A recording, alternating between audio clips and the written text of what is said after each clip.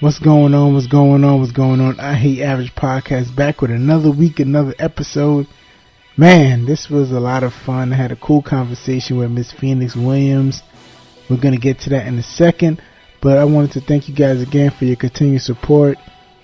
I don't know what's going on, but the numbers are going up randomly. Not randomly. I mean, we've been doing this for a while, and thank you guys for if you're sharing it or if you're just listening to episodes more than once. Thank you guys for the continued support. I appreciate that. As always, just continue to let me know you're listening. You can share it on your stories. I Hate Average Podcast. You can email me show@averagej.com. I always appreciate that. Just the feedback. Let me know what you like, what you don't like, who you want to hear, who you don't want to hear, right? So thank you for the continued feedback and the continued support. Here's my episode with Phoenix Williams. We had a great conversation about how she began her career and how she decided to, not follow the beaten path, not go the quote-unquote right way, but to follow her passion and follow her heart and do what was inside of her, and which is why we have these amazing books that she's written. So check out my conversation with Phoenix Williams.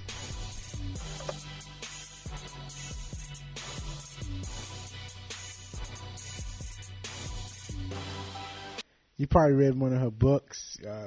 If you haven't, you need to. She's the paperback pornographer, Phoenix Williams. How you doing? I'm good. How are you? I'm great. I am great. We talked about it before we got on, and I like that title so much I had to use it. I'm gonna get that copyright and I'll put a trademark on it. It's gonna be on some T-shirts. Well, thank you so much for your time. I appreciate it. So, besides being the paperback pornographer, just getting into writing, period. What's the Phoenix Williams story?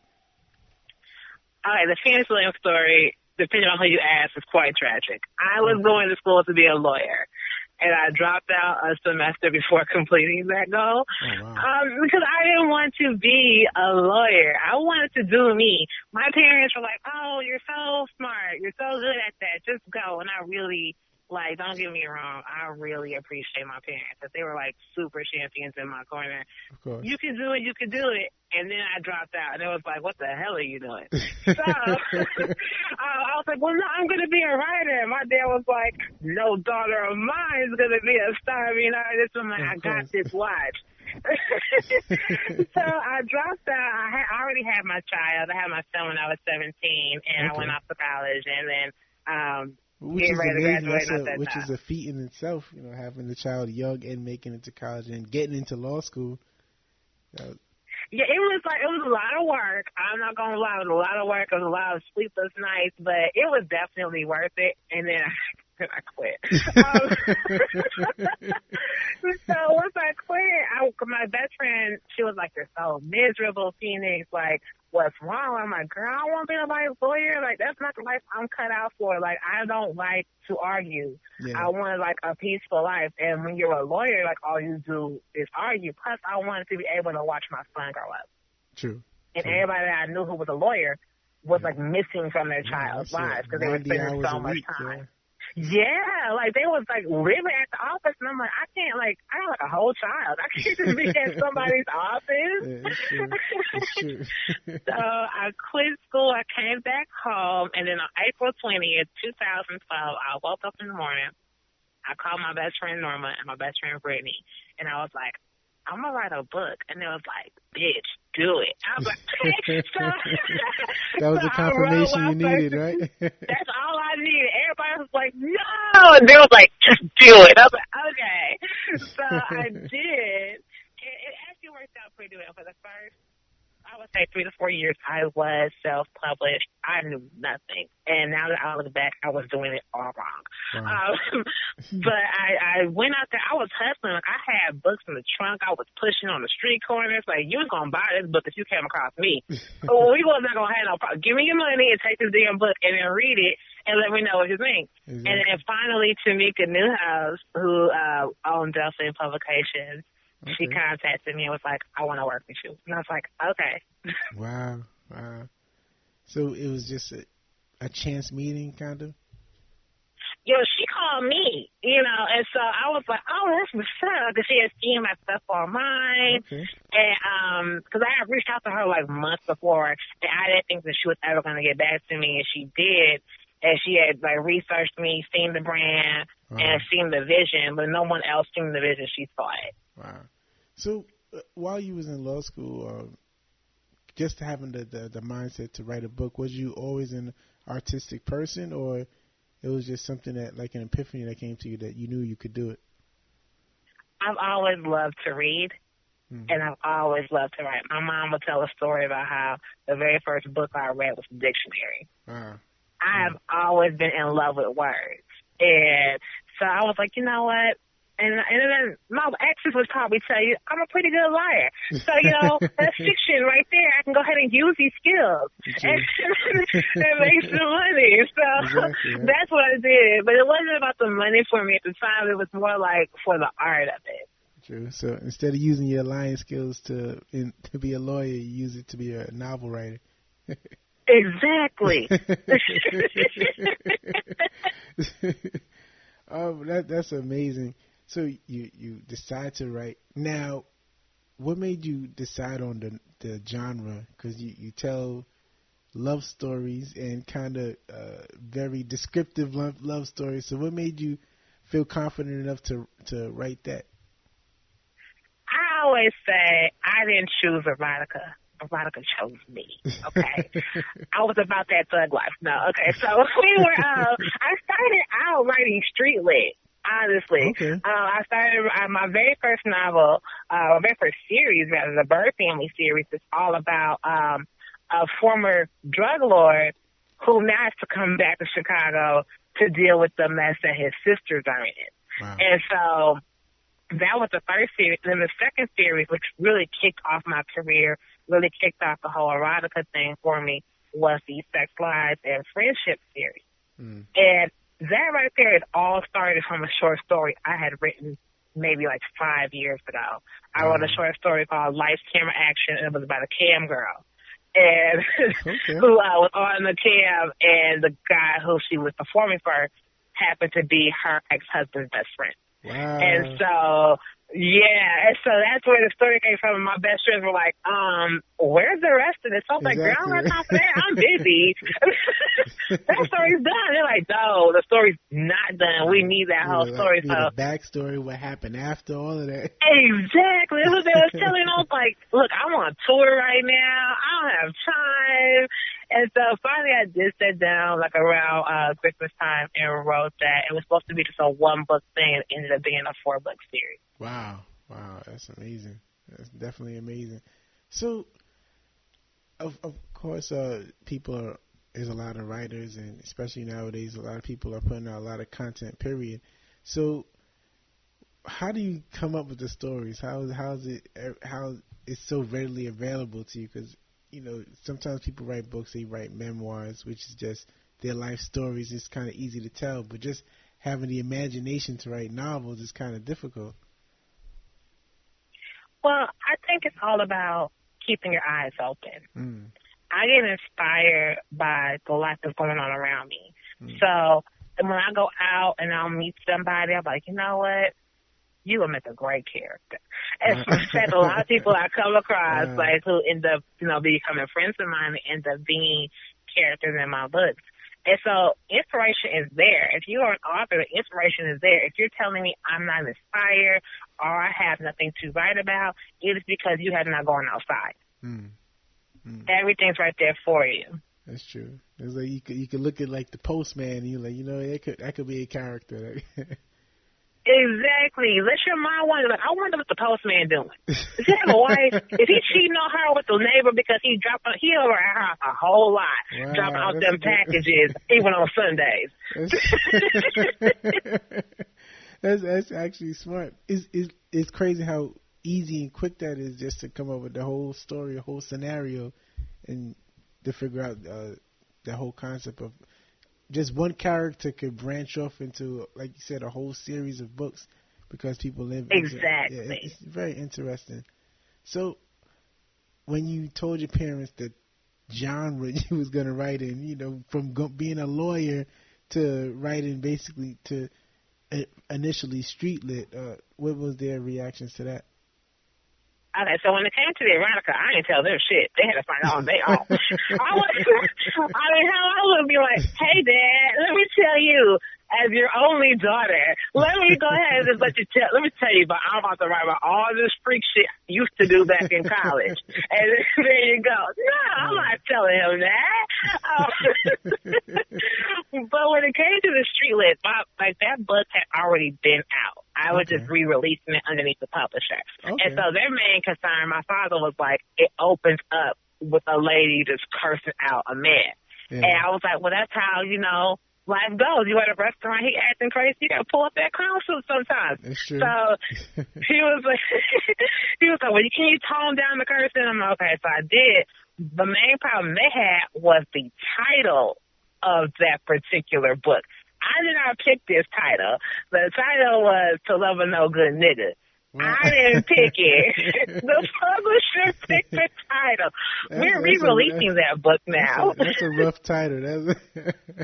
We're changing it now. It's like the 3rd or 4th year or 5 year. It's some anniversary. So we're changing it up, and it's now going to be the Sex, Love, and Other Drugs. Okay. That's what it's going to be now. Okay. But in the beginning, it wasn't that.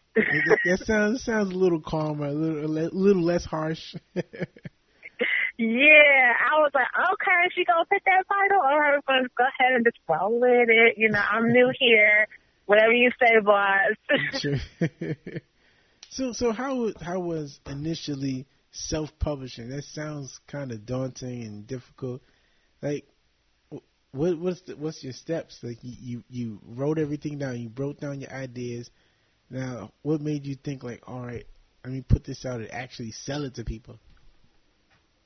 So when I was doing it, again, I was doing this wrong. But when I was doing it, I was really trying to get like a big publishing deal. So what I did, I figured, okay, let me go ahead and put it out on Amazon. If I sell enough books, they'll come to me. A lot of times as authors, we're stuck in the creative part, and then we don't go over to the business part. Sure. So it's a literary business. You have to treat it like a business. We all put our books out like, okay, it's going to go number 1. And then be sad, when our books don't go platinum, they go wood. You have to be able to put some marketing behind that. Sure. I had no marketing plan. And so my first couple of books, they were major flops. But I'm glad I did it like that as a self-published author because I was so green and just naive that I was excited when I sold 1 copy. Right. And when I sold 2, like now, like I'm kind of jaded. I'm this bitch better don't know. It's better go 1. I baby Priscilla ought to be mad. Exactly. But then I was like, oh my God, I sold 1 book. Oh my gosh. So I did learn a lot. Well, if you are going to be a self-published author, the main thing you have to have is the knowledge behind you. So you have to go out there and do your own research and be hungry to learn. But also you have to have hustle. You see a lot of these self-published authors. I know a lot of them now because I've been in the industry for almost a decade. Yeah. You sit there, you watch them, they have so much potential, but they're not doing anything. You're waiting for everything to come to you. Or if you hire someone to help you, you're not listening to that person. True. And so when you're not listening to the person you hire, number 1, you're wasting their time. Number 2, you're wasting your money. True. What made you, because like you said, people are not putting themselves out there. What made you have the confidence to put yourself out there? Or was it just you knew you had to hustle? I knew I had to hustle. I'm so shy. Phoenix is not even my real name, okay? Let's be real. Phoenix is my alter ego. And so, I channel her. Okay. But in my everyday life, the people who know me, for real, they're like, I can't believe you're doing this because you're so painfully shy. And I'm like, well, I need money. I can't be out here broke. I do this full time. I got a whole child at home. So, I knew that if I wanted to get to the next level, if I wanted to go number 1, if I wanted to be in, the magazines and all that, I had to show my face. My whole plan when I first started was you were never going to see my face. Now my face is damn everywhere. Like, I'm on live streams. Yeah. But that was the Zayn approach, right? For the first couple of years, I don't think anyone knew what she looked like. Yeah, but that's an old school approach, though. You know, because like, look when Zayn came out, that was like late '90s, right? That's true. People want to look you up on Instagram, like, who is this? Who wrote this? And people want to be able to reach out to you and kind of, you got to touch the people nowadays. Exactly. Yeah. So, like you said, live streaming, is that kind of nerve-wracking, being that you're a shy person, where you know what people, you know what your listeners, you know what your audience wants to hear about, and you're a shy person, but you got to kind of give them Phoenix. Is that difficult? It has been a growth. When I first started, you had to like push me on stage. You had to drag me after. My best friend would be hyping me up before the show. She was like, "Girl, you is smart. You is beautiful. You is important. Get your ass out there and do this. And we done traveled all this way. We done done all this. You gotta go out there." And my publisher was the same way. She dragged me for my very first event. She dragged me from Chicago to Miami. Wow. And I was like, I want to try to go over there. I want to go nowhere. I want to stay at home. She's like, it is December in Chicago. Please tell me you are not passing to Miami. Exactly. But now I still am nervous a lot of times. Like I'm a very nervous person before I have to do like anything before any kind of interview, blog, live stream, physical event. But at the same time, your passion has to outweigh your nerves and your insecurities, you know? So I love this industry so much. I love what I do so much. That kind of outweighs the fact that I don't feel comfortable under the spotlight. True. It makes a lot of sense. Definitely. So I got another question. You don't have to answer this, but so when you first wrote your street lit novel, and then you kind of pivoted and started talking more into erotica, was you leaning on your experiences, or was it just, ideas you had in your mind? Oh, I was leaning 100% on experiences. Okay. Like I said, during college was a hell of a time. College was a lot of fun, and it wasn't that long ago because I was only 31. But it was like a great time. It was like an awakening, and so I had a whole lot of fun in college. And then I came back home and I was like, oh, I can write about this. I can write about that. Just, so you have to lean on it. Names were changed to protect the innocent. They're not innocent. They was right there with me consenting. But here's the thing though too. A lot of my readers are super surprised when they read like the stuff and they're like, "Girl, you be doing sex things? Oh my God, I know your stuff like this crack." And I'm like, "Girl, I'm celibate." So I've been celibate for 5 years. Wow. Everything I'm talking about, I haven't done in a long time. But actually, that might make the writing even better, because now you really got a vivid imagination. That is true. And because I'm on the road like almost every month, I know, man, I want to deal with that shit. I'm always gone. It's true. You have to kind of. I have to live through my books. Nah, plus your male audience, you don't want your girl. You got crazy guys who read the book approaching you crazy. You don't want your woman like that. That does happen. There are book groupies. Oh, there are so many book groupies out here. It is ridiculous. Oh, man.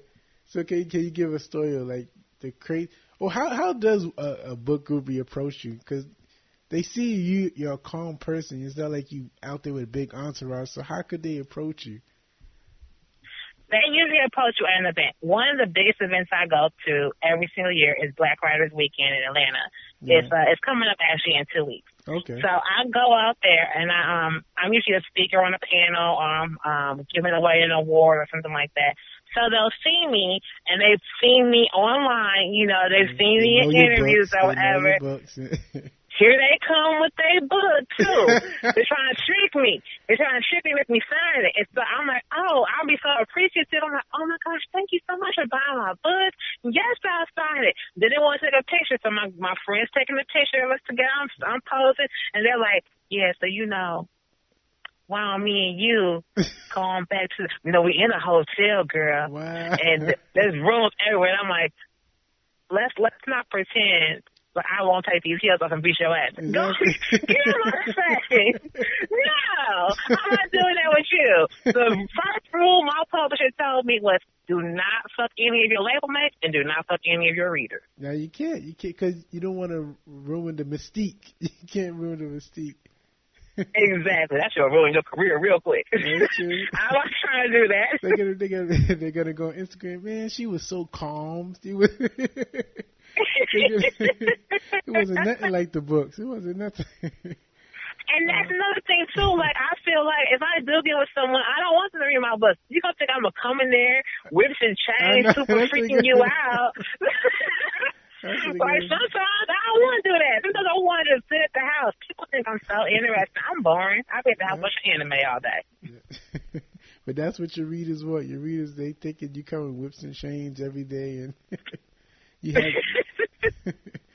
So, what about female readers? Do you have female readers? Are they supportive? Are they kind of judgmental, or how do women react to my that? female readers are ride or die. Okay. They be like, "Oh, Phoenix, you be saying the shit we wish we could say."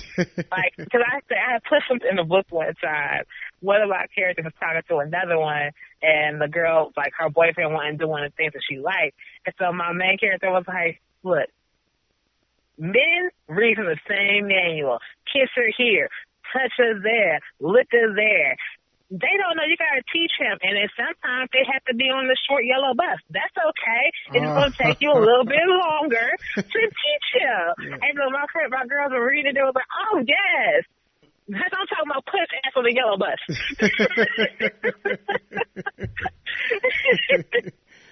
It's true. And so you have a very unique perspective. And it's interesting you say you're celibate. Is it strictly for business, or is it just that something you just felt that it was just time for you to just settle down and focus on your career and your child? Well, the thing was, I got really busy really quick. I was not prepared for how quickly my career was launching. And so, like, one day, it was literally like one day I was at home minding my business, and the next day my book was out, and it was number 3. Wow. So everything just started happening rapidly after that. People started knowing who I was, and the person I was with at the time could not handle that. Wow. They couldn't handle the fact that I was getting so big so quickly, and I wasn't like a regular person, because once you become a well-known author, you're no longer a person, you're a brand. That's true. And so with me and then me being gone all the time, my first book came out in August of 15 with the publisher. Okay. Came out August 2015. I was on the road that September. Wow. And so I was never like really at home, and then he was like, I just can't deal. And so after that, I was like, okay, well, every guy I've met after that has been like the same way, where it's like either it's your career or it's me. Well, my career's not going to tell me they don't love me no more. So I'm going to choose my career. It's true. That makes sense. It's true. Your career's not going to cheat on you. My career's not going to cheat on me. It's true. It ain't going to make you cry. It's true. I definitely agree with you on that. Is it something that you fear, that you think like, oh man, because this is something that I see all the time. Not in my personal life, but I just see women, they get to a certain level of success where it's kind of difficult to find a mate on their level. So that's why you go 10 years being celibate or single, because you can get to a certain level of success and guys are not able to deal with that. Is that something you think about, or is it just something you just so focused on Phoenix Williams and being the best author you could be? I think sometimes I do think about it. I'm like, man, I'm gonna be alone. I'm gonna be that crazy ass old lady with all them cats. But in my case, I'm gonna be all them dogs, you know? Like, Yeah. my son gonna grow up, he gonna leave me. Like, I'm gonna be by myself for real. Cause my son is 13 now, so I'm like, oh my God, I'll be about to be alone for real, for real. But there are other times where I'm okay. I'm not half a person because I don't have someone with me. No, of course not. Yep. I have a very full life. You know, I have so many great friends. I have my family. I have my son, and I have my career, and then the people that I, have associated with in this industry. But even if I don't settle down and get married, that's not a problem for me because marriage, even when I was a little girl, most girls think about their wedding day. They don't think about I was thinking about the paychecks. I was trying to get me a house. Like, I've always been, like, money minded because my dad was always never wanted to be like, okay, you have to get married. He was like, no, you need to be an entrepreneur. You need to build your own career. So I've always thought that way. Yeah. So if I happen to meet someone one day who wants to go ahead and join me on this journey to financial freedom, feel free to come along. True. But I'm not going to change my whole, path to go ahead and be some kind of traditional wife because I'm no traditional wife material at all. Well, definitely when most people are thinking about the marriage, you think about the paycheck. which is a reasonable thought though, because marriage is kind of a business contract. Yes, it is a business contract. Absolutely. Yeah. And so if you're going to enter into that business contract, please get a prenup. I don't care if both of y'all working at McDonald's right now. You never know what's going to happen in the future. True. So most of your books, are they based on like the main characters? Are they usually women, or I know the first one was a man, but do you try to always come from a woman's perspective, or do you dabble in both? I dabble in both. So I write in first person point of view. And so with that, I switch back and forth between different characters. Okay. And usually it's a male character and a female character and maybe a best friend. Okay. But I do have extremely strong female characters in my books. These women are not really focused on trying to get married. They're trying to focus on getting their life together. Is the men are not even... It is intentional, yes, because I feel like the reason why I think I've done so well in this industry is because my books are realistic. Mm. I always say this to people where I've never been on vacation, walked the beach, ran into a millionaire who instantly fell in love with me, and we ran away together. That's never happened. And if it does, I'll let you know. Y'all will be the first to know. But that's never happened to me. My books are based on real people with real jobs and real life problems. That's okay, true. They got real bills. Yeah. They trying to pay off student loans and stuff like that. That's true. When you have that kind of stress, your main focus is not like, I have to fall in love. This is not a Disney movie. This is not, my prince is one day gonna come. Yeah. They're trying to just figure life out. Yeah, or get a release in between bills and work, and they still try to have fun. Exactly. And then, you happen to look up one day, you're like, oh, shit, I think I might love this bitch. I might love her. My God, let me try to go ahead and do right. Or something of that nature. Like, and my characters are never, like, cut and dry. This is the good guy, this is the bad guy. Because in my very first series, we're talking about a family, a very prominent family in Illinois, but the son just happened to be a drug dealer on the side. And so you're like, okay, well, he would be the bad guy, but he's really the good guy, okay. And then he's falling in love with a woman who owns a brothel. She's a madam. You would think she would be the bad guy, but really, in my book, she's the good guy, because every villain is just a victim whose story has not been told. Wow, that's true. That's amazing. That's a very good perspective. Thank you. I like that. So how can people reach out to you? How can they get your books? How can they get you to come to their city? All of that. How can they get you? So if you go on Instagram, you'll find me under Phoenix Williams Books. You can always find me on Facebook under Phoenix Williams. Twitter is Phoenix_Williams. No S on that. If you want to see me on Snapchat, all I do is take pretty pictures. You can go ahead and follow me on Miss-PhoenixW, or you can just email me. I love emails. Email me, PhoenixWilliamsBooks@gmail.com. I always respond back. I'm always down to come to somebody's book club, somebody's city. I do that all the time. Okay. Nice. Any plans of coming to New York? No time soon? You know what? I've never been to New York. And I need to go. Everyone's like, you should go. And I'm like, it looks big and scary. No, it's not. It's just like Chicago. I have family out there. It's just like Chicago. You know what? People say that, and I go there and be like, because they told me the same thing about Atlanta. It's just like Chicago. I went down there. I'm like, maybe it's like a hot country Chicago. I don't know. But I do want to go, though. Chicago feel in Atlanta? You didn't get the Chicago feel? No, I did not.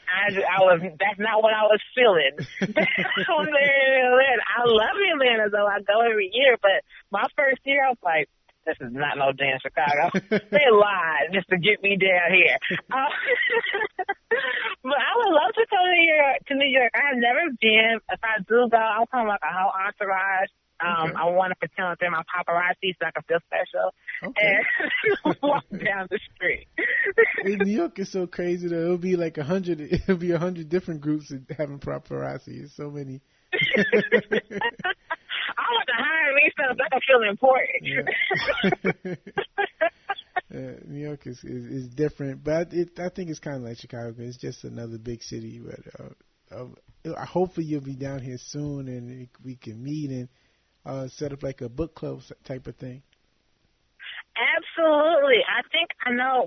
I know for sure sometime early next year they're dragging me out there. Okay. I don't know for what event, but they're like, okay, come on, we're going to New York. I'm like, okay, I guess. Nice, we'll stay in touch so I can go ahead and, you and I have to stay in touch. I'll let you know what dates I'm coming out there. All right. Thank you so much again for your time. I appreciate it. Oh, you're very welcome. Thank you for having me. There you have it. Fun conversation with Phoenix Williams. As you can tell, she's very passionate and she's very real, which is one of the reasons why I wanted to get her on the show. I enjoy authentic people. I enjoy people who just follow themselves. They follow what they feel and just go with it. And I appreciate her for that. And I hope you guys continue to support her, get her books, try to get her to speak for you, go get her to a conference, to a bookstore near you. We need more Phoenix Williams. We need more authors like her who just really themselves and open and honest. And I appreciate that about her and about a lot of authors that I've been running into lately. So thank you guys for your continued support of the show. Continue to support Phoenix Williams. As always, you guys can contact me, show@averagej.com. Once again, show@averagejay.com. You can find me on Instagram, I Hate Average Podcast, Twitter, good old Jason on Twitter. I enjoy all the feedback. Thank you guys for continued support. Man, we're still going, and this is going to be another fun summer. And thank you guys again. I'll talk to you guys next week.